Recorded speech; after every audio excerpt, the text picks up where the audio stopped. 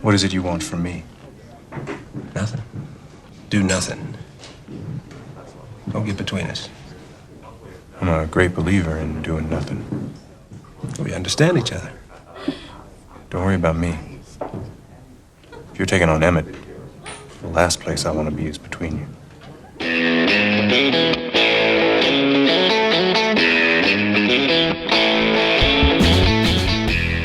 Hello and welcome back to the Cine-Files, where we continue our exploration of Lawrence Kasdan's Silverado. My name is Steve Morris. I'm a filmmaker and directing instructor in Los Angeles, California. Hello, everyone. This is John Roca again. I'm a writer, producer, and host here in Los Angeles, California, CEO of the Outlaw Nation. And speaking of as an outlaw, I'm excited to go jump back into another Western, at least part two of this Western. This is going to be fun. Get your hat on, get your spurs, strap on your Colt. But would you wear the outlaw's mask? That's really my question. I think in this movie, no. I think immediately people would be suspicious of you. You know, you could argue that Jeff Goldblum is essentially wearing the outlaw mask with that face of his. So I wouldn't trust anybody else to wear a mask like that in the Old West. I think that sounds perfectly fair. I think we're just going to get right back into it. Where we left off, Payton had just confronted Tyree, and when Tyree said he should have killed him a long time ago, Payton had the guts to just hand him his gun and managed to survive it. But I think what we're seeing is that the tension between all these groups is just starting to build. Yeah, more and more as, you know, Payton is really the linchpin of this whole thing, because Payton swings whichever side he's on, that's the side that's going to win, because he's a gunslinger, because he is so calm and cool and collected. That's the side that you want to be on. And so he's starting to take more of an interest in what's happening. And it's the next day, and we see four riders coming into town, and we see Emmett's little nephew. He's practicing on this Pinto, and as he's practicing on the horse, he runs right into our four bad guys. Yeah. And they recognize the horse. Where'd you get this horse, kid? This is my uncle's horse. Like hell it is. And just as they're saying that, who comes up but Emmett? and of course, his first concern is, what are you doing with my nephew? Like, what's going on here? Right. And this is also the first time that he sees McKendrick, which we now realize this is the son of the guy he killed, the guy got him sent up to Leavenworth. I didn't know you were out. Seems short to you? Yeah, right. Little shot, little passive-aggressive shade there. That's all over with as far as I'm concerned, Emmett. I'm satisfied. And I think we've resolved this. I don't think we have to worry about... Totally. Except there's something about the horse. Don't you recognize this Pinto? What? It's Lee's horse. And now Emmett looks at them, and he looks at the brand on the Pinto, which we noticed in the very first scene after the guys ambushed him. Yeah. And he looks over at one of the other horses, and that's when he realizes. Yeah. And the thing is, like, they tried to shut the guy up for saying too much, and then he revealed it, and that's what kind of clued Emmett into what might be happening here. But, you know, at this point, you wonder to yourself, you're like, well, look, they have all the power. Why can't they just kill Emmett right now as soon as he figures it out? But, you know, that's not in the script, so you don't. But in that moment, I mean, if he's so much power in that town, owning the sheriff and everything like that, you think that's the moment, but maybe you don't want to lose your guys. Well, and I also think they want to maintain the veneer of civilization. Right. You know what I mean? Like they want to, because there is a whole town here, and if they just started just assassinating people in the street, then I mean, it's one of, and I think you're right too. This is what the movie is. This is what's in the script, because they certainly established them as really powerful, but you know they don't want the rest of the townspeople to see them just killing people willy-nilly. You know, true. But what's so great about this is that we set up this thing at the beginning, and I think you've almost forgotten about it. Yeah. You know, like these guys ambushed Emmett. He walks out. He doesn't know who they are. He doesn't know where they came from. And he sees this Pinto with this brand on it. And now all of a sudden it clicks through like, oh, this is all part of one big plot. Yeah. So when McKendrick just said, oh, he's past it, he's not really past it. And I like Emmett's move here, too, which is that he could have said, well, I'm keeping this horse. Yeah. But instead he goes, oh, you know, I'm sorry. Here, take the horse. Yeah. Because he knows. We're in the sheriff's office. He must be pretty good. He's good, all right. Too good for my man. That's why you got to take care of it. Cobb, looks like you're finally going to earn your money.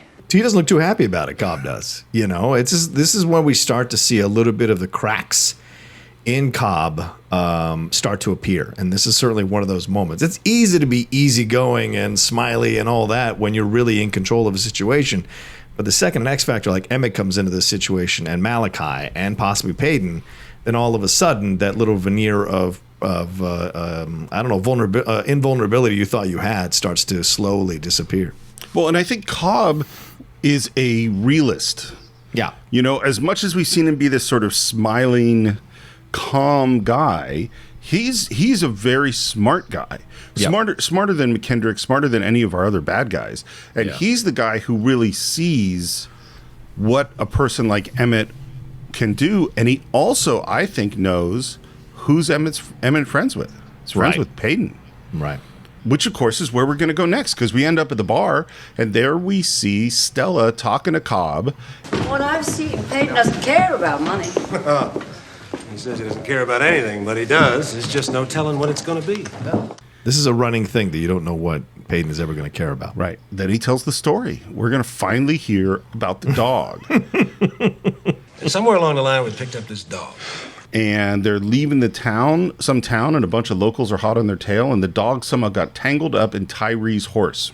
And what did Tyree do? Shot the dog. But before you know it, Peyton is off his horse. And he's holding this dog. He'd gone all strange on us. Said we should go on without him. Well, I thought he was kidding at first, but he wasn't. And what's interesting about the scene is what's happening as this is going on is way in the background, we see Peyton walking into the bar. Yeah. And he slowly walks up while this story is being told about him. And Cobb says, just as Peyton's arriving, Well, we did like he asked, and we left him. And he went to jail for a dog. You want to hear the funny part? Peyton didn't even like that damn dog.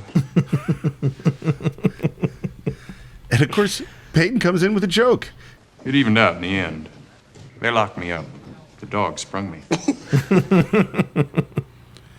And then Stella asks the question that we've been hearing over and over and over again. She says, Where's the dog now? He left me. That's perfect. So we talked about this a little bit in the first part. What do you think is the truth of this story? Why did Peyton decide at that moment to help the dog? Yeah. What did happen to the dog? Well, if he shot the dog, I mean, the dog left him because the dog is a survivalist. I imagine if you run into a wild dog or a dog that's out there in the West, it's a survivalist. So if you shoot it, it already has a sense of like, oh, this is danger. So it will leave when it's ready to leave, when it sees a better situation come along, you know. And so I think Peyton, I don't know if he didn't like the damn dog. I think Peyton saw what the dog symbolized, which was all the other people that they were stepping on and hurting and shooting. And maybe finally the dog was that line that woke him up, you know, to realize what they were doing. Because he said business was good, which means Peyton was part of his crew for quite some time. And so when the dog comes into the situation, I think it's Peyton finally like waking up to the fact of what crew he's actually with and what they're actually doing. So it's more symbolic in nature than it is necessarily the actual dog.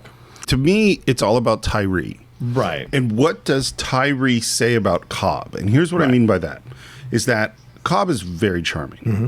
And I think maybe more than anyone else in the movie, except possibly Stella, is that Cobb gets Peyton in a way that Emmett won't. Right. Like Emmett and Peyton like each other, but Cobb has that kind of intelligence. He sees through things, and he sees through some of the fallacies of the world, which I think Peyton does too. And I think when they first started riding together, they connected on that. Yeah. And that I think Peyton fooled himself into believing that Cobb was a certain kind of person. Mm-hmm. But the fact that Tyree shoots the dog and that Cobb has no problem riding with Tyree, and I think that Peyton sees who Tyree really is. And in that moment, I think he realizes that Cobb always knew who Tyree was, and that Cobb, as much as he has a lot in common with Peyton, that they are fundamentally different because Cobb allows Tyree to be there, and Tyree is a killer. Yeah. You know? Well, Tyree is the other flip side of the coin of Peyton. Like, they're essentially the same person, but two sides of the same coin, so to speak. I mean, you know, if he could have Tyree with Hayden's intelligence, he'd have his perfect man, his perfect second in command. Yes. And I think if Cobb scolded Tyree for killing the dog or tried to keep Tyree in check, maybe Payton stays around. Yeah. But when he sees that he doesn't, he's like, oh, no, I know where this is going, you know? Yeah. And then Cobb says, let me talk to you. And they sit down together. Told you this was a sweet setup. It is that. Maybe you could run it without Stella. This is her life. I'll go before she does. Well, he hits him on 3 fronts, right? He gives him more money.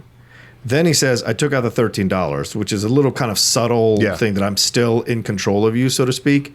Then the idea of running it without Stella as him trying to appeal as someone would appeal to Cobb.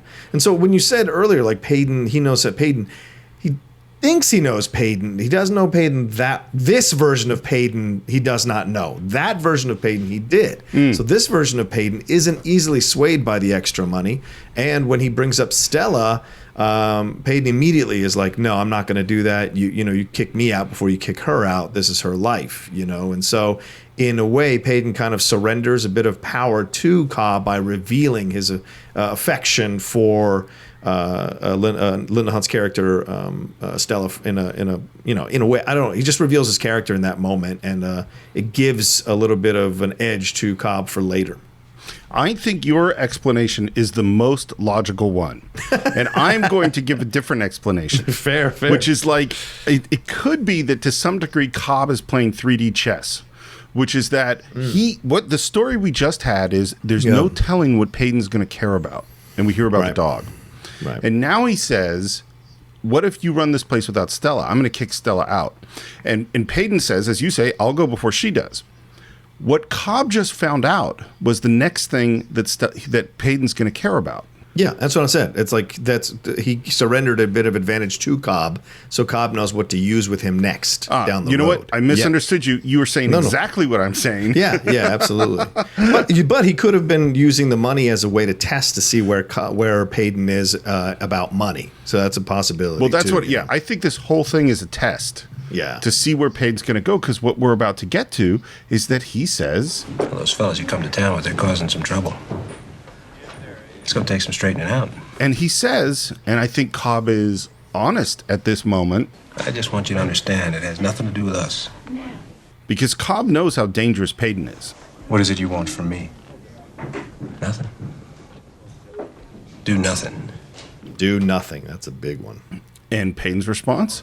I'm a great believer in doing nothing. Which I think he lies to himself, because Payton clearly hasn't done nothing. He's been part of this crew for a while. He got into the situation that he got into and ended up in the desert lying on a rock, and then quickly falls in with this guy and does stuff with this guy, then takes the job at the saloon. I think he's lying to himself that he's a guy who does nothing. But he actively does a lot of things throughout this whole movie. That's 100% I agree. So, because what has he done? He's killed 2 guys. 2 guys, yes. One of them over a hat. Yes. He has helped. He's gone and recovered some money from a whole bunch of bad guys. Yeah. Put himself in, right in the middle of stuff. He handed a gun to Tyree to have him put it under his chin. Right. Payton is continually stepping into situations. Agreed. Yeah. And then the last line, a great capper on the scene. Don't worry about me. If you're taking on Emmett, the last place I want to be is between you. Yeah. What I love about that is that it's setting up what a badass Emmett is. And so then we cut to Emmett shooting the needles off of cactuses or cacti. First with the rifle, then he's practicing his quick draw. And I just want to tell you about the guy who trained Scott Glenn and all other cowboy guys. His name is Arvo Ohala. Okay. And Arvo Ohala was one of the big quick draw gun handling trainers of the classic Age of the West. Oh, wow. He trained Paul Newman, Clint Walker, James Garner, Henry Fonda. He played James Arness. He worked on Gunsmoke. Like, he was the guy. And apparently he invented an entire new way of doing a quick draw. Because what he taught himself how to do was that as he brushed his hand past the gun in the holster, he already was pulling the hammer back as the gun is still in the holster and he's starting to pull it out. And this shaves some, tenths of seconds off his quick draw. They clocked his quick draw at 1/6 of a second. Wow. And he said his thing was he used to drop a coin with his gun hand. Right. Draw and shoot the coin in the center of the coin before it hit the ground. Yeah. He was in his mid-60s when he was training these guys in Silverado, and he told Costner, he said, listen, because Costner, of course, is full of juice, as Emmett describes Jake. And he says, I'll tell you what, you go for your gun, and I'll kill you twice before you can shoot me. And Costner goes, come on. And not only did he kill him twice before Costner could kill him, he did it over and over again. It surely must have pissed off Costner. This guy was fast. Wow. And apparently both Scott Glenn and Danny Glover trained really, really hard. And in fact, he was most impressed with Danny Glover's ability with the rifle. Oh, wow. He said he looked like the real deal with the rifle. Yeah. He looks it in the movie. Yeah. So Emmett puts down his rifle, goes to practice his quick draws. And of course, this is almost exactly what happened to Mal's dad. Yeah. And just after he shoots his 6 shots out of his revolver, we hear, "You're empty, mister." There's Tyree and a couple of the deputies, and he runs for his horse. No go. They lasso him. Another guy lassos him. And their way of beating him up is running into him with the horse's hooves. Yeah, this was the thing that was done too.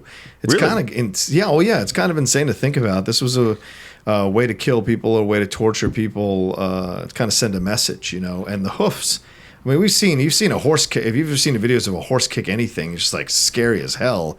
So imagine a horse going at a general trot, just the size and the density of a hoof hitting your head. It really is, it is a movie miracle, of course, but he should be dead, for God's sakes, because the horse runs over his chest and then runs through his head. Yeah, it's brutal. I mean, and the way they do that, we're in a really, really long lens. Long lenses compress space, so it's not as close to him as it looks, but still pretty damn scary. I love their line, by the way. He's practicing so hard for a fight, he missed the whole thing. Yeah. And then, just as they're about to kill him, who comes up on the hill behind him but Danny Glover with his Henry rifle? I don't want to kill you, and you don't want to be dead. It's a great line. It's a great line. Especially the way Danny says, I don't want to kill you and you don't want to be dead. It's a great delivery, man. And of course, and they're kind of saying, come on, he's not that good. And one guy says, well, let's find out. And he goes for his gun, and of course, he gets killed. Yeah. And they cut to those guys walking off. And we're back at Mal's cave, I guess. And Emmett wakes up, and he is wounded and hurting. How you feeling? Be a lot worse you hadn't come along. And it ends up that Mal was looking for Emmett because they realized they might be facing the same bad guys. Yeah. And what Mal says is, I want to find out if they had the Henry rifle they had is the same my dad. And of course it is. And he's holding it in his lap. And Emmett goes, I got to go warn Jake. And he gets up. You never make it. I got to. And he falls down. I'll go. I'll bring Jake out here. You be careful. You're in it now. It's gonna get mean. He rides into town. He sees the house that Jake's family and Emmett's family's in. There's some creepy music. There's some guy staking it out. So he realizes he can't go that way. He goes to see Ray because maybe Ray can get a message to Jake. So why come to me? Because you're my sister. There's nobody else. The bad guys are looking around for Jake too. And where is he? He's in a barn with the blonde from the bar. And he's doing like acrobatic swings on the rafters. It's so weird. He's doing Olympic stuff. Yeah, it was weird. It's so weird. And Ray shows up with Slick, Jeff Goldblum. He's going to help us. So what we think has happened is that Slick is going to talk to Jake. He comes back to Mal and says that, he'll meet you by the church. Says, be careful. The bad guys are everywhere. And they thank each other. And Slick walks away and Mal walks up to the church and we see a figure sitting at the church. Yeah. And it's Cobb. Don't shoot the sheriff. That's against the law. And then Mal gets beat up. I mean, I don't know why you trust the guy who just rode into town, for God's sakes, and a guy who needs a game to keep going, but they do, for whatever reason. Of course, he turns on. And the guy that's having sex with his sister, who is a prostitute, Yeah, right, exactly. Like, this is not a person that you should feel good about. Exactly. Plus, it's Jeff Goldblum. I mean, he's not a trustworthy guy. He really isn't. So many films he's not trustworthy in. I mean, please. And we're going to give you a fair trial, followed by a first-class hanging. Or you could ride out of here before dawn. All you got to do is tell me where I can find your friend Emmett. Pretty crazy, man. Trying to turn everybody against each other, trying to turn everybody on his side, and catching them in certain situations. And yeah, I mean, it's. I guess when you're in that desperate situation, it's tough to know who to trust, and so you kind of take things on the fly, And unfortunately, it blew up in their face in this moment, at least right now. Well, and what you just said about it's tough to know who to trust plays out so well in the next scene, because the next scene we're in the jail, and Mal's there, obviously had the crap beat out of him, and who walks in but Peyton? What happened to Emmett? Cobb's men just about killed him. That's what happened. I got there just short of too late. Lucky. Yeah, it's working out real good. I love that. Yeah, working out real good. And then Peyton asks, "Where's Emmett now?" Yeah. And I think this is a great moment because we love Peyton. Yeah. But Mal doesn't know Peyton that well. Right. And so when he says, "Where's Emmett now?" Well, is that Peyton asking or is that Cobb asking? Where's Emmett now? You're working for Cobb these days, aren't you? And that is a great thing to put this. We have these guys who come together, they just meet and they're just best friends and totally trust each other. And now we drive a wedge into that trust. Yeah. You waltzed in here pretty easy. You can go out the same way. Damn. Just damn. Yeah. Well, I mean, it's, you lie down with dogs, you get fleas. Dogs, you get fleas. And so it's that kind of thing. You chose a side. So why should I help you if you chose the wrong side? Makes sense. Self-preservation. Well, and this is the thing, is that each one of these characters has to make a choice at a certain point. Right. And I think the biggest choice, because I think it's the strongest relationship with the bad guy, is Peyton. Yeah. Is that he's got the toughest choice to make. He is the person who most wants to not be involved. Right. And partially because he has the most choice. Emmett killed McKendrick's dad. Yeah. They've already tried to kill him. Right. Mal's dad was killed by McKendrick's men. They want him dead. Yeah. They don't have choices. Peyton has a job. Job to do. He could do nothing. Is he all right? Looks bad, Ray. He's a hard man, and he won't give them what they want. And then we see Jake walking up to his house. Seems like he might have had a few drinks. And he walks in and finds a slice of apple pie and a glass of milk. So perfect. It's great. And he grabs a lantern and he walks through the room and he walks into another room, and there are a bunch of bad guys with masks who have guns on his family. Yeah, man. This is tough. And Amanda Bliss is talking with Ray, and she says, Well, Jake's been with me all evening. I just left him. Where's he now? Went home. and it's this moment that Peyton realizes what's going on, and he runs towards the house. Been with you all evening, even after Slick came to get him? Slick didn't come. Back in the house, Jake spits in the bad guy's face, and the bad guy picks up a lantern and throws it at some books, which lights it all on fire. And this is the moment that Dad chooses to attack. Mom starts to fight. Dad kills one guy, and then he gets shot. Yeah. And Jake screams, and Mom gets knocked out, and the bad guy goes to kill the kid. Stop it! Saw us. Bring him with us. Peyton runs up, sees the burning house, and inside the saloon, Ray goes in, and there's Slick at his poker game, and she sits down right next to him. Yeah. She very flirtily puts her hand on his thigh and then slides it down and steals that knife out of his boot. Well, also don't forget that Jake screams when he hears the shots inside the house when he's on the horse. That's an interesting emotion from Jake that we haven't seen the whole movie, is true desperation. He's a wild animal to a degree, Jake is. Jake is a very emotional wild animal. So when he is like handcuffed and sitting on that horse and hears the shots from inside his family's home and he can't do anything about it, the scream he yells out is one of desperation, and anger. I think that's a great point you're making. Because he's also a kid. Yeah, he's a kid. So the emotions are all over the place. Yeah. Well, and he really didn't see the consequences of his actions. You know what I mean? Even when he was in jail about to be hung, he's like, all I did is kiss the girl and we should get out of here. He's not really seeing the fact that, no, dude, you're going to die. But now I think you're totally right. This moment where essentially his whole family could be being murdered. Yeah. That's when he, I think, becomes an adult on some level. Yeah. I think it's a really good point. Peyton carries mom out of the burning building. I love Stella when she shows up at the fire, because she just starts giving orders. Tom, you go help with the buckets too. Nathan, help with that wagon. And the respect they have for her, they listen to her orders. They all go do it. Yeah. Well, that's the thing.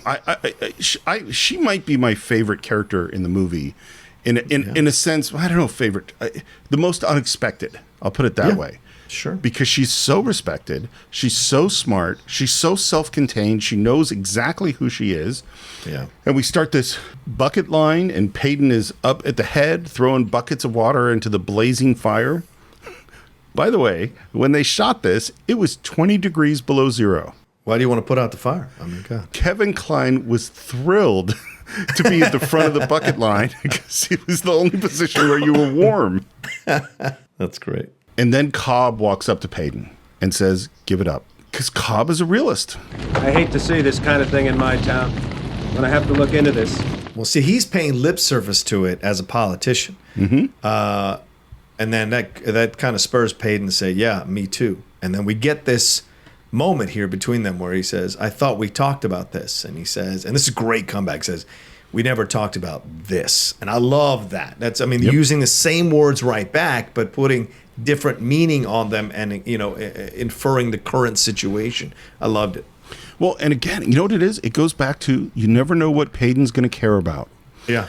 Is that when it's about Emmett, all he says is, man, if you're going up against Emmett, I don't want to get between you. Right. Because Emmett is a tough man with a gun. He can handle himself. He can handle himself. And Peyton's not going to get involved.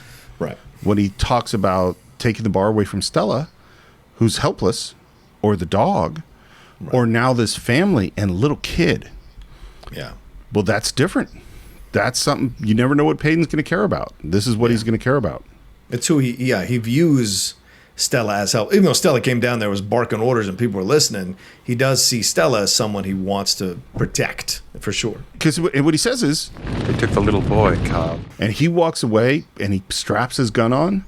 And then there's this shot of Brian Dennehy walking away from the fire that's just glorious. I mean, he looks so cool and so badass. And he goes up to Peyton and says, You're still worried about the dog, aren't you? Still smiling, still with that Brian Dennehy calm. He says, you got to calm down, Peyton. Everything will be put straight in a few days. Saw how you're putting Mal Johnson straight. Never could count on you to be reasonable. Don't force me to make an adjustment around here. And Peyton's response is great. Cobb, you got nothing I need. Because in the end, Peyton, he wants the saloon. He likes the money. He likes the nice clothes, but he doesn't need it. Yeah. He knows he doesn't need it. And then Cobb brings down the hammer. He says, I ain't thinking about your future here. I'm worried about Stella. What's she got to do with this? Not a thing. She's just a mutual friend. But if you wind up on the wrong side of this, she's going to get hurt. Yeah, and there's the connection to the conversation in the saloon. Yep. He knew exactly which button to push on Peyton. Yeah. Yep. And then when he rides off, the look on Dennehy's face is once again that's starting to crumble even more. So there's concern now starting to slightly, which is why Dennehy's such a master actor. He just lets it kind of flitter across his face for just a moment, and if you're watching, you catch it and you realize, okay, he's actually starting to worry now. 100%, totally. Cobb's got something on you, and it must be pretty good. What makes you say that? If he didn't, you'd never sit still with all this going on. You sure? And here's the thing. Linda Hunt is a great, great actor. Watch her performance and watch the moments that she slowly figures out that what Cobb has on Peyton is her. Yeah. Cobb says there's no telling what you're going to care about. Is that what he said? Well, he figured it okay this time. Yeah. And then there's that look. And he looks at her and she thinks, and then she's got it. Yep. I have a question. Okay. Is their relationship romantic? No, I don't think so at all. I think it's just friends, and it's strong friendship immediately, just like him and Emmett. Why can't he have that with a woman too? So to me, I think it's more a matter of he just feels a connection to her as a friend immediately. I've been thinking about this a lot. Yeah. And I think what you just said is what the intention of the filmmaker is.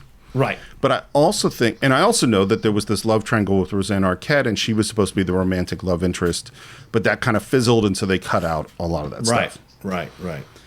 But I also think, and I don't know how to put it exactly the right way, is that Linda Hunt is not the kind of woman physically that you think is going to, in the traditional Hollywood sense, have a romantic relationship in a movie. Sure. And I think that I really wish that they did. Oh, really? Because I think the connection between those two characters is so strong and so unspoken that they just look at each other, and every time they're in the room together, they're happy to be together. You know what I mean? And that I go, man, wouldn't it have been brave? Because you know, there are all sorts of movies where a less than attractive guy, and even a less than attractive and much older guy, has the gorgeous, beautiful woman. That's just completely accepted in film. And the reverse, it rarely happens, you know? Sure. And this was an opportunity where there was a relationship here that I think was so strong that it would have been so cool for him to be attracted to Roseanne Arquette and then turn around and go, oh no, this is the person I'm supposed to spend my life with. Yeah. You know? And it's not in the movie, I don't think. No, I don't think it's in the movie at all. I hear your point. I mean, I think, I'm sure Linda Hunt might have issue with you saying she's not as attractive. Well, she's got her own point of view, I suppose, and other people, it's all in the eye of the beholder. But I get your overall point. But I think it would have muddled things to have him have a romantic relationship, because then what he's doing is out of love as opposed to human goodness. And I think that's where Hayden kind of wins points with us, because he's a good human being. He realizes the mistakes he made as a young man trying to figure out who he was. So now he's determined to never be on the wrong side of a situation like this. And so in his mind, I think he is doing what he thinks is correct and protecting Stella, and willing to let other people die, by the way, to protect Stella.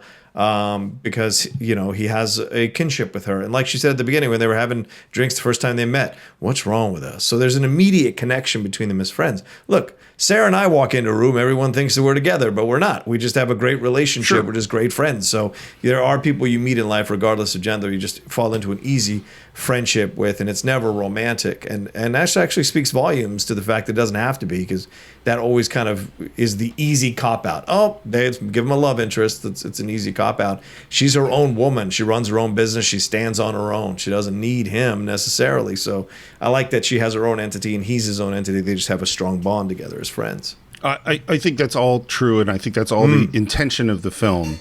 Yeah, And I think partially it's because the Roseanne Arquette relationship fizzled and ended up not really being in the movie that I went, oh, I feel like there was an opportunity here that I kind of wish they had done. But, I mean, I love the movie. It's not a criticism at all. Yeah. I get your point, man. We're in the jail, and Ray shows up to see Mal, and there's a deputy there who's a horrible person, and basically pushes her up against the wall. And, I mean, it's gonna rape a dude's sister in front of him while he's in the jail. This seemed a bit, I remember watching it this time around, I was like, this is a bit extreme. Like, we get it. They're all bad guys. They're all evil people. We don't need to have him try to have his way with this woman right in front of the brother. Her brother, rather. Not the brother, sorry, her brother. But I guess they wanted to make this more of a tragic situation. So when she pushes him off and he shoots her, it's more... Well, she stabs him first. Well, she stabs him, right, exactly. Well, she stabs him and then he shoots her.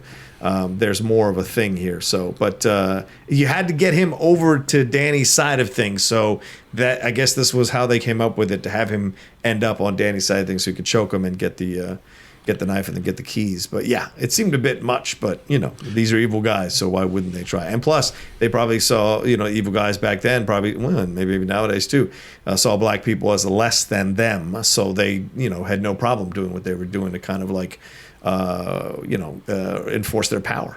Well, and I think they, looking at it from the opposite perspective, they had this thing where they wanted her to steal Slick's knife. Right. And that she needs to do this. She who has rejected her brother now has to rescue her brother. Yeah.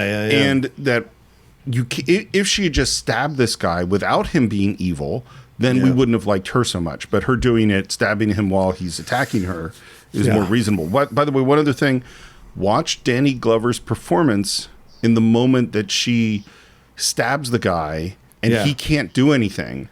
Yeah. And this is a weird, like, how do you act? You're watching your sister about to be raped, who then stabs a guy in the back and then gets shot herself. And man, Danny Glover, he really does, figures out what that performance is. Also, Lynn Whitfield, her reaction to being shot or just about to be shot is one of the most realistic reactions you'll ever see, because most people are like, and they brace for the shot. Her screaming out of helplessness and then bam. It's just like, it adds more power to the moment. I thought it was brilliant to do it that way. I totally agree. And we're back in the saloon, and now Kevin is pretty drunk, Peyton. Yeah. And now this is Stella has put it all together. Cobb's using me to stop you. So good people are being hurt because of me. That makes me mad. And coming up is my favorite quote of the movie, to be honest. I almost posted on Instagram the other day. Is it, some people think because they're stronger or meaner, they can push you around. Yeah. Some people think because they're stronger or meaner, they can push you around. I've seen a lot of that. But it's only true if you let it be. The world is what you make of it. Right, which is what she said at the beginning when they first met, and when we saw him come to the platform, the world is what you make of it. Yeah, I almost posted with that picture from the Michigan State House of that guy yelling in the policeman's face with such vitriol and anger in his face. I almost posted that under it and just left it as a comment. And I may still do it. I hated what happened there, so I may still do it because I thought those lines they'd struck me this time watching the movie. There's a quote from Gandhi, which I don't have in front of me, but it's something like, in order for someone to ride upon your back, you must first bend over. Yeah, right. Good point. That's a great quote, yeah. What Stella chooses to do is says, I will not be the pawn that allows this to happen. Yep. And so, in a weird way, she's the hero because she lets Peyton loose. She says, if I get killed, I don't want to live being the cause of other people's deaths. I like your attitude, but it can be risky. I'm ready for that. What about you? And Peyton says, and this is where I go, I almost feel like they're in love. He says, I don't want you to get hurt. And man, Linda Hunt's performance in this moment. He can't hurt me if he's dead. Right. Boom. Wow. Dun, dun, dun. Yeah. And this is when we find out about Ray, that she's been stabbed. And Stella says she's going to hide Ray, and we're back at the cave. And again, Emmett is struggling. He draws his gun as Mal enters. He's still squinting. He's still obviously hurt. He asks, where's Jake? And Mal says, McKendrick's men got him. It's worse than that, Emmett. They took him at your sister's house. Her husband was shot. I don't know if he's gonna make it. Kate, she was hurt. Pretty bad. Emmett. And then there's a pause, and he says, They took the little boy with him. And all of a sudden, it's like a wrestling sit. It's like Hogan. Hogan used to Hulk up. All of a sudden, he's just like, oh, I'm good now. Rips off the van and walks over, grabs his guns. He's ready. You said the right combination of words that snapped me out of it. It is a full superhero moment. It really is. The theme hits, and it's just like, because we heard the line before, if you're going to, I don't want to get between you if you're going up against Emmett. Right. You know, and then we saw what he could do with a gun, and then he's been hurt, and then in this moment you're like, oh, Batman is back. You know what I mean? Like, oh my God, what's going to happen? And they both, they strap on their guns, and then I love that Emmett offers, a 6-shooter to Danny Glover. Want one of these? Danny Glover, with the 2 Henry rifles, says, This ought to do. That's brilliant. It's just, and what's so funny, I don't feel like the movie has dragged in the kind of mid end of the second act, beginning of the third. But you had to put a lot of pieces in place and arrange a lot of things and get everything kind of set up in the right way. And now it's time to knock it all down. Well, it was smart to sideline Emmett for a little bit while you built up these other storylines so that they could come together at the end, because Emmett had already been established so strongly. Taking him out by having him knocked out or recovering in the movie for that time, let everyone else kind of develop to the point where they catch up with Emmett, and now everyone is going to this final confrontation at some point. Well, and this is classic 80s filmmaking, which is like, this is the well-constructed plot. This is like we put all our pieces in place, and now we all know we're heading towards the climax. We understand what's needs to happen. We understand the conflicts, and let's go do it. We end up at the jail. Cobb realizes that Mal has broken out, and he says, let's get these other guys. And and I love his last line, I'm running out of deputies.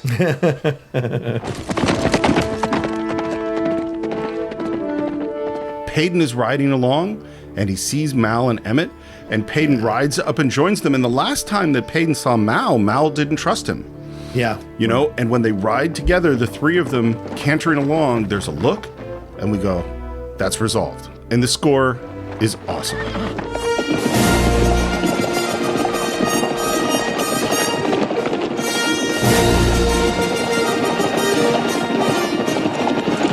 Back at the ranch house, the horses are getting spooked. Bad guys are looking around. They can't see what's happening. And then they hear a rumble.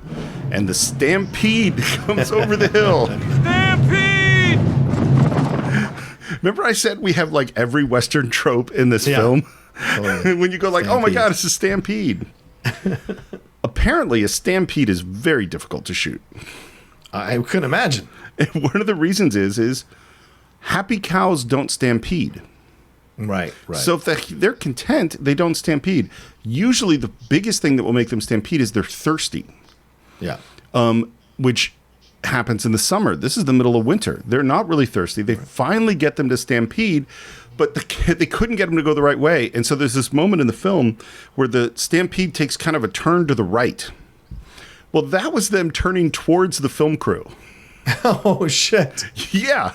And it was apparently really chaotic. They never got them to do what they wanted to do, and it's just this was all figured out in post.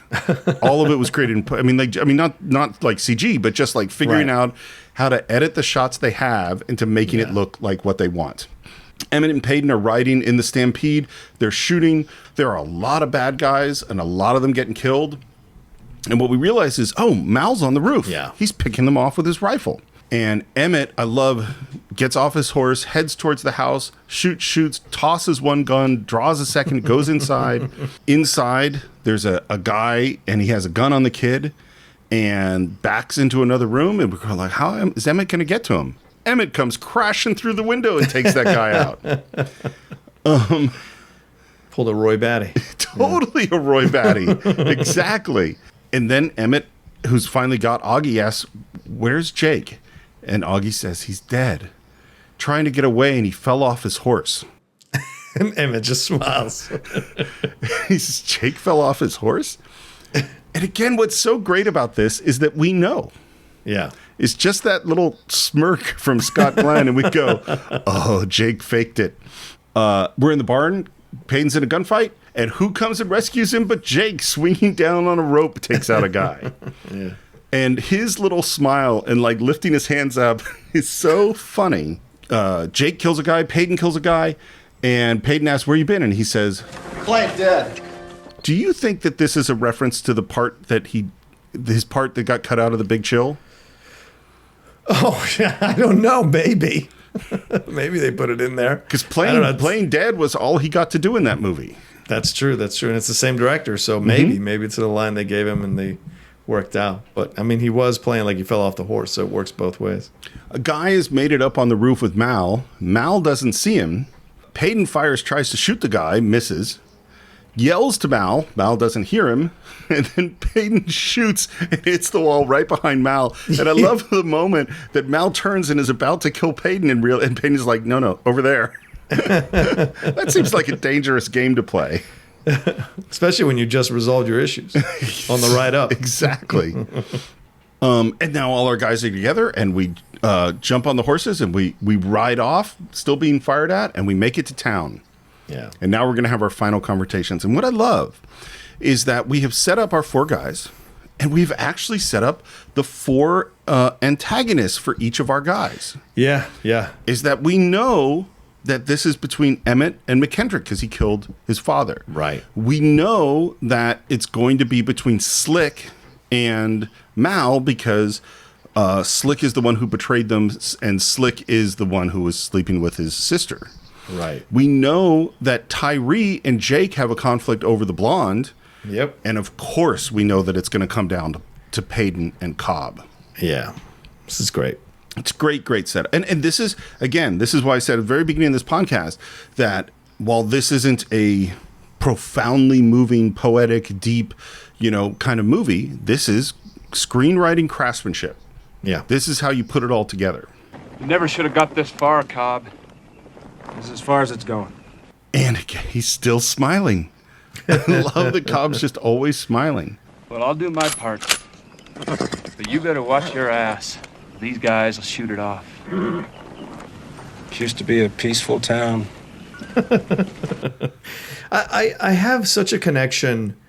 I feel like there's such a connection between Dennehy's Cobb and Hackman's Little Bill. I think they both are. The reason they stand out as incredible villains in a Western is because they're almost meta commentating on what's happening. Right? Mm-hmm. They make little jokes or they make little asides throughout the process that makes you, kind of like makes you feel a little bit like you have a little bit of comfort with this character, but also you never lose the menace. This used to be such a peaceful town. That's his way of like, oh, and he says, and the other one, right? I was building a house. These like random things that they say that kind of like half of the stuff is like weird stuff they're saying. The other half is like little jokes for the crowd to enjoy as they're watching the movie. So I enjoy this all around. We calls them the Duck of Death. These things are just very funny to give to villains that don't seem that menacing in a way to kind of alleviate a little bit of the stress, but still not let you lose the feeling that these are evil dudes. I think that's a great comparison because the other thing about these characters is that both Cobb and Little Bill are ahead of almost everybody else in the movie. Yes. They are smarter, and because they're smarter, they see through people in a certain way. Yeah. They're acting at a completely different speed. Right. You know what I mean? Right. And it gives them this supreme confidence, because they're just superior to everyone else. Exactly. That's why it frustrates everyone around them because they're able to be ahead of them the whole time. What's going on, Sheriff? Hide and watch. Our guys ride up past Boot Hill and the theme hits and we see the town in the distance and the kid gets off and our guys check their weapons. See you around. That's one of the Midnight Star buys. Yeah, because it's great because it's just who knows who's going to win or lose. Yep. So they're going to have their final moment of conversation. And these are the great Westerns that have those moments. In Ride the High Country and Sam Peckinpah, Randolph Scott, I can't remember the other actor who's in that with him. They have their moment right before they confront the young gunman, and it's great. They have just a little conversation with each other before they fully commit to it because they assume one of them might not make it out. So it's great. They ride into town, and we're back in town. Slick's still looking for Ray, and he sees Stella come out of this door, and he draws his little quick draw Derringer that's in his sleeve. Karen at this moment said that Goldblum belongs with a tiny little shooter like that. Of course. That was her line. Don't be afraid, babe. I'll stay with you until your little friend comes back. Jake rides into town yelling and screaming. Come on, boys. Jake's in town. Let's start the ball. This is great. What a way to come in. Perfect Jake goes into that saloon. Yeah.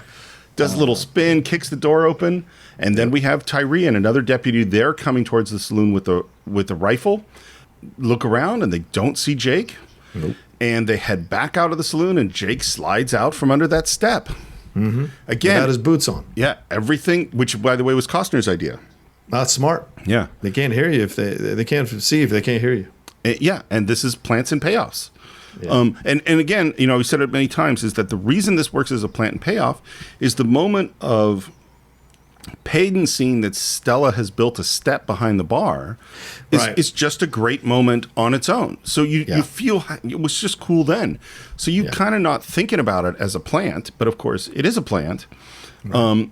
And then we go outside, and Jake looks, and the two guys, Tyree and the other deputy, have separated on either side of the saloon.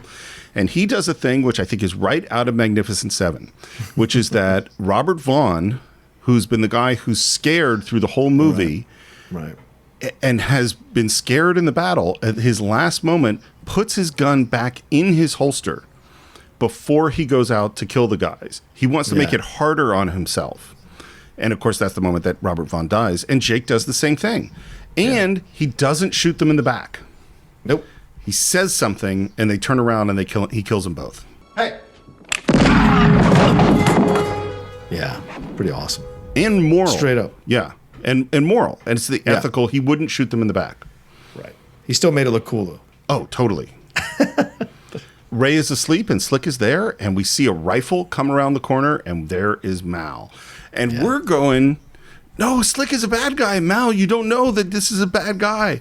And Mal puts down his rifle, and Slick watches and steps behind him and draws that Derringer, and Mal grabs it, and the power of Danny Glover over him is huge. And the fear of Goldblum's face as his imminent death is quickly approaching is fantastic. Well, and he goes for his knife in his boot. Yeah. And Mal says, looking for this, and kills him. Yeah, that's a great Goldblum death. Yeah. So we've had we've had Jake kill his guys with 2 guns.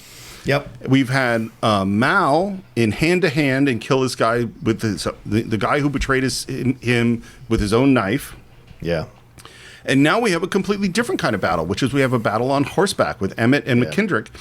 You know, Scott Glenn, who hadn't ridden a lot of horses before this, he seems to be doing some really good riding. Yeah. And even does the sort of Tom Mix, a guy shooting at him and he jumps off the horse hanging on the side of the saddle to get cover kind of move. And he takes out that guy, and then he gets his gun gets shot out of his hand.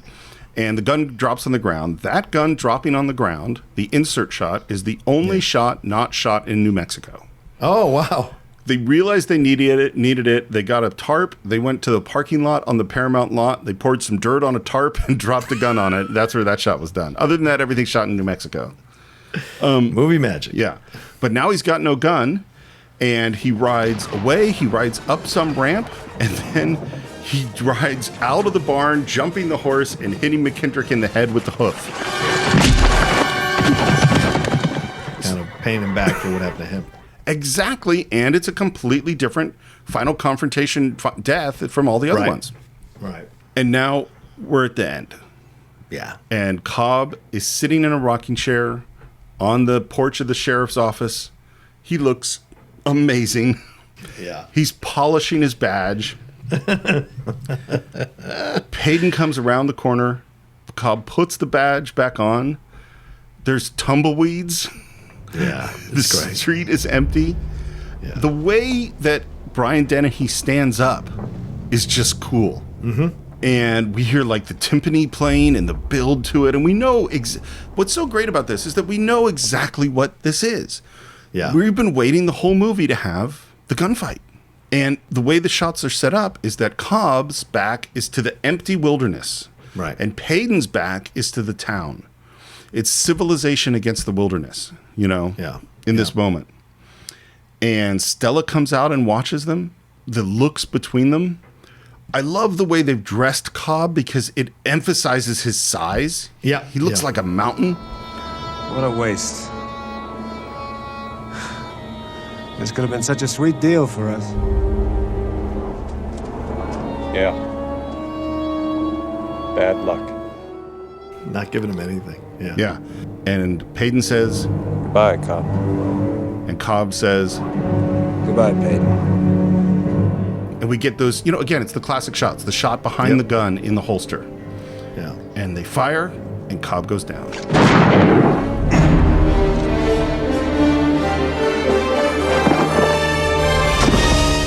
Yeah. It's quick. It's really quick. It's so quick. And here's what I wonder. Did either of them know which one of them was faster? I suspect Cobb knew that Payton was faster, but he thought the intimidation factor might work in his favor. But Payton, and listen, I know people sometimes think I look at things, but well, then they shouldn't listen to the Cine-Files. Like, what? That's all we do.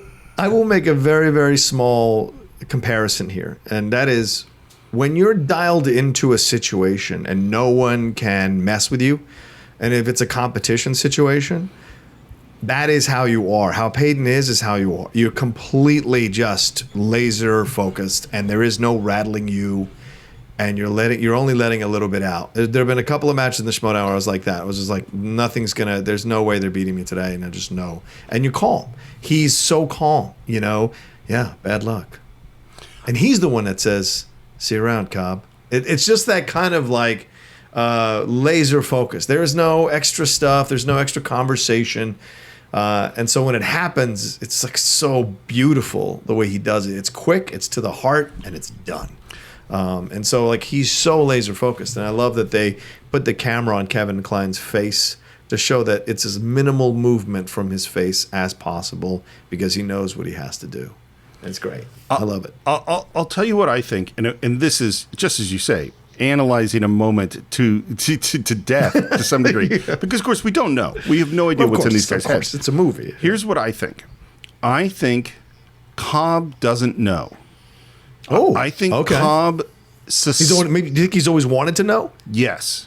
Yeah, that's great. I like that. Actually, I think Cobb knows. He knows he's faster than Tyree. Yeah, sure. And he knows that Payton is faster than Tyree. Mm-hmm. But I think the distance between Payton and Cobb is so slim. Yeah. That he's like not sure. And what I like that idea. And what I think about Payton is Payton doesn't care. Right. Because great point. Is that Payton, like we see him in the Long Johns with the gun is that there's a thing that comes over him in these moments of confrontation where he becomes cold. Yes. And zen. And like, we talked about the samurai idea before of like going into battle already knowing that you're dead and then you can act freely. I think Payton in these moments is like, I'm going to live or I'm going to die. Right. It doesn't matter. And the distance between I'm not sure which one of us is faster and I don't care is why Payton is faster in that moment. Also, it harkens back real quickly, Steve, to that line he says, "You got nothing I want, Cobb." Yeah. So he has nothing to lose. Cobb has the situation, which is what he says. This could have been such a sweet deal. This could have been this or that. Payton doesn't care about any of that. Cobb has more to lose, so there's more nerves here than Payton. Payton has nothing to lose. And if he dies in a noble effort. So that gives him even more calmness, so to speak. Zen. We're pouring 4 shots of whiskey. I'm going to assume this is the good stuff.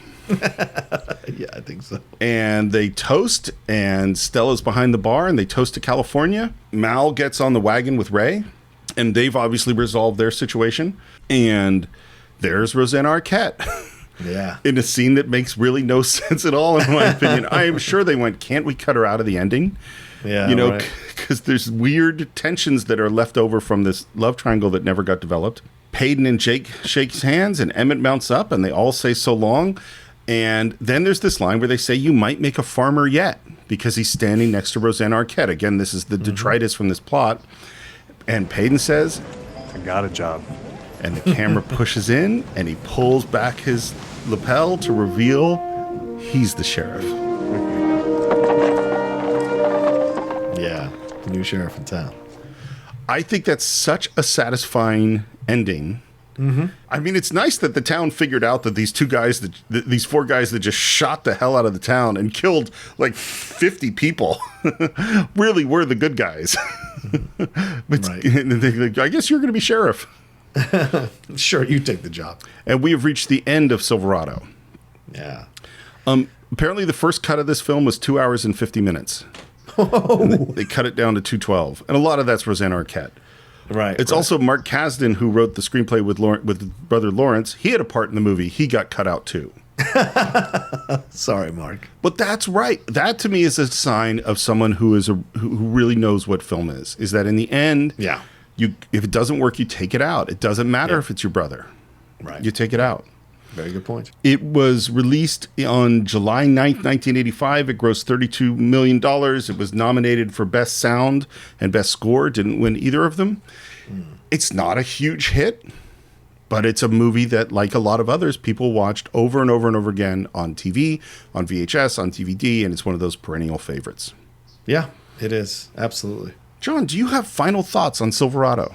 Yeah, well, as the outlaw, westerns are my specialty, and this is an interesting western to take a look at because, as Steve said, there are a lot of tropes in this western, a lot of cliches that you've seen in other westerns. However, this is also one of the most unusual westerns you'll ever see. It is a rip-roaring good time with stakes that also matter, and that's rare to find in a western. And also, I think it has one of those scores that is very reminiscent of a Magnificent Seven score, which gives it even more weight and gravitas, for lack of a better term. But I also think the unusual nature of essentially having 4 protagonists in this movie is also a rarity in westerns. Look, the Wild Bunch was a crew, but you didn't know that much about all the other guys other than Robert Ryan.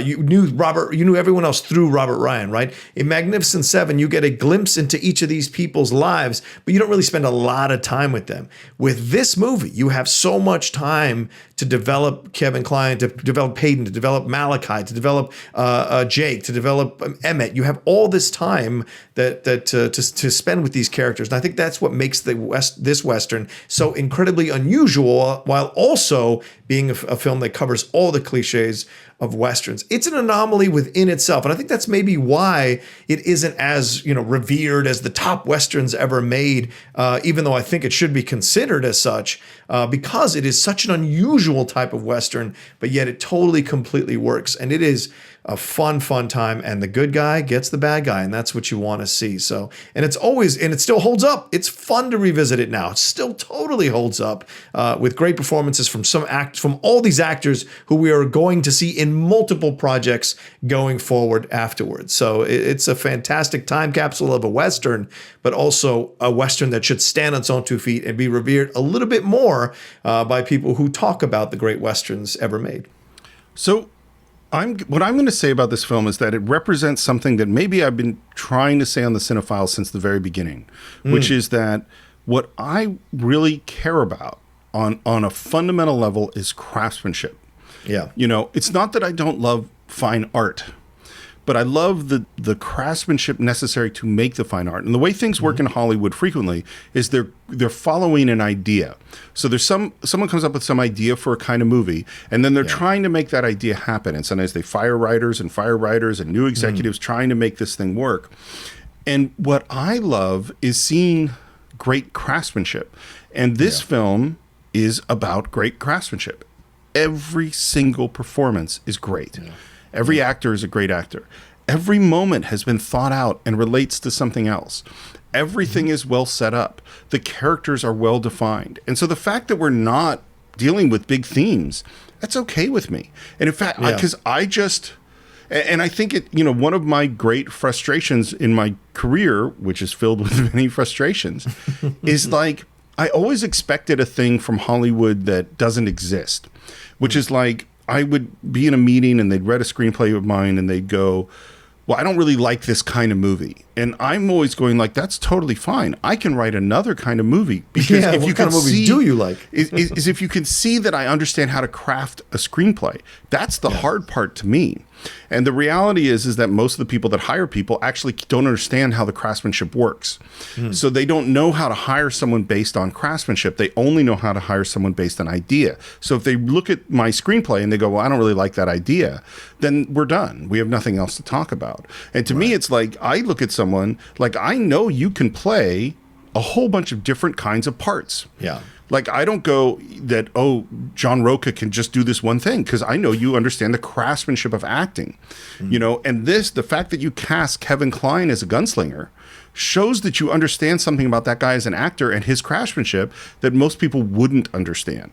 You know what I mean? Like, the ideas of how you put this movie together is all about the detailed craftsmanship of making movies piece by piece by piece. It's why the Cine-Files is such a long, slow, sometimes plodding show, is because it's all those little details that get me so excited. And that is why I was so excited to talk about Silverado today.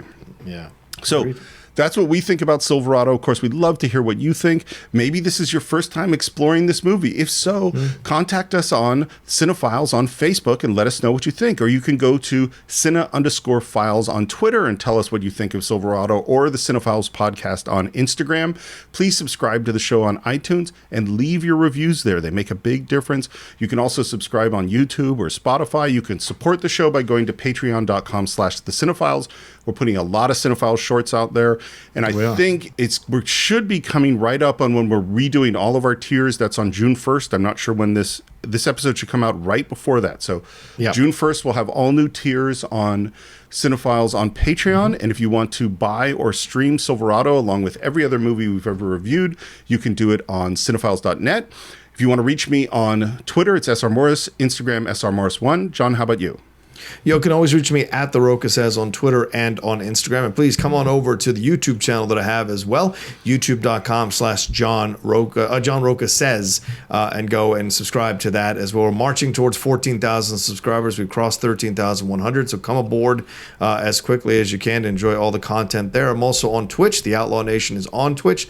There'll be shows there as well. And if you want to donate to my Patreon, you can do so at patreon.com/John Roca to support the Outlaw Nation and all I'm doing over there. Thank you. You need to definitely pay your taxes to the Outlaw Nation. That is a very important government, and it needs your support at these hard times. And I think that's it for this week. We will see you next time with another great film on the Cine-Files.